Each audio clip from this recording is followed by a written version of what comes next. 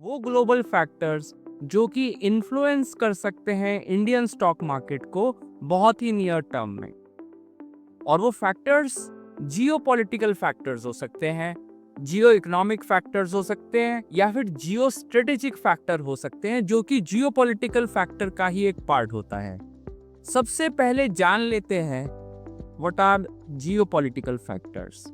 जब भी हम किसी कंट्री को एग्जामिन करते हैं, वो कंट्री कहाँ पर लोकेटेड है, उसके क्या रिसोर्सेज हैं उसके पास, उसकी फॉरेन पॉलिसी कैसी है, उसकी मिलिट्री स्ट्रैटेजी कैसी है, और इन सब चीज़ों का इम्पैक्ट क्या आ रहा है ग्लोबल स्टेज पर। तो हम जियोपॉलिटिकल फैक्टर्स के बारे में बात कर रहे हैं, right. Coming on to geo economic factors. तो जब हम ट्रेड, इन्वेस्टमेंट, रिसोर्सिस का डिस्ट्रीब्यूशन एक कंट्री में कैसा है, इन सब पैरामीटर्स पर किसी कंट्री को जब हम रेट करते हैं, तो हम जियो इकोनॉमिक फैक्टर्स के बेसिस पर उसकी ओवरऑल इकोनॉमिक माइट के बारे में जानना चाहते हैं वर्ल्ड लेवल पर, राइट।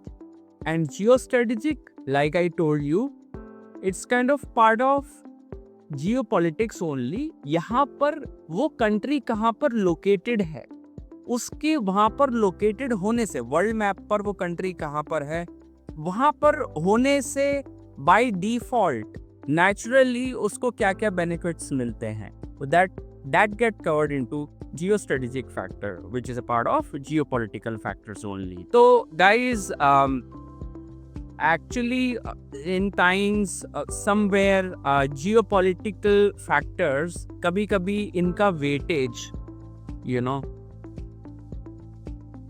weightage of factors में vary। मतलब कभी ये जियोपॉलिटिकल फैक्टर्स ज़्यादा प्ले पर हो सकते हैं, कभी जियो इकोनॉमिक्स प्ले पर हो सकती हैं। Like when we talk about tariffs, trade wars, तो then we kind of say कि geo economic factors are at play. लेकिन अभी जैसे you are hearing lot of war which is happening around the globe. तो first it was Russia Ukraine, now we are seeing past week और so 10 days it's Iran and Israel, right. So अभी इसका weightage काफी बढ़ गया है geopolitical factors का, right.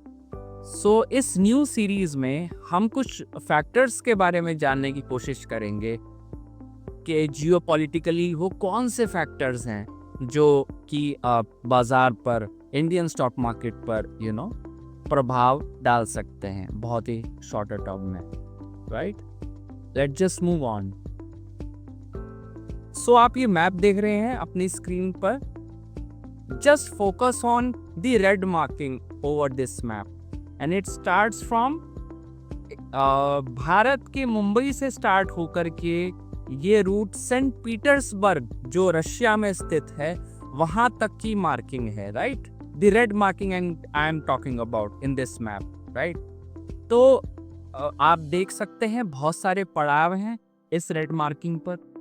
तो एक बहुत ही महत्वपूर्ण पड़ाव है जो कि है चाबहार पोर्ट, जो कि ईरान का एक पोर्ट है जहां पर इंडिया के इकोनॉमिक इंटरेस्ट हैं। So in the year 2024 India and Iran entered a 10-year agreement, 10 साल के लिए एग्रीमेंट हुआ कि वहां के शाहिद बेहेस्ती टर्मिनल जो कि चाबहार पोर्ट का ही पार्ट है, उसको 10 साल के लिए भारत डेवलप करेगा और ऑपरेशनलाइज भी करेगा, राइट। तो कोई भी एस्केलेशन इस वॉर का ईरान और इजराइल, ये डायरेक्ट इम्पैक्ट होगा क्योंकि इंडिया के इकोनॉमिक इंटरेस्ट्स हैं, राइट, ईरान के अंदर, because it's operating this port, right. And the second point here is, आज 80% इंडिया को ऑयल इंपोर्ट ये पर्शियन गल्फ रीजन से ही हो रहा है, जो कि रीजन ये इम्पैक्टेड है। और इसमें से भी much of this is passing through strait of Hormuz. आपने इसके बारे में सुना भी होगा। तो it's a very narrow passage, the narrow strait that we have, जहाँ से वर्ल्ड का ट्रेड होता है। This is a trade route तो यहाँ से 80% तो पर्शियन गल्फ से ऑयल आ रहा है और इसमें से भी मैक्सिमम स्ट्रेट ऑफ हॉर्मुज से ही पास होता है। तो अगेन अगर ये वॉर एस्केलेट होता है इवन देन राइट, तो इंडियन स्टॉक मार्केट इम्पैक्ट होने वाले हैं। बहुत इंपॉर्टेंट एक पॉइंट है, जो ग्लोबल इंटरनेट जो केबल लाइंस हैं राइट, जो भी हाई कैपेसिटी रूट जो रूटिंग है इन केबल्स की, वो भी it is running through in a maritime form, it's kind of passing beneath Israel and Iran. तो आप सोच लीजिए अगर ये बहुत ज़्यादा एस्केलेशन में आता है and if the world is not able to control this conflict further, it could impact data, internet and stuff like that.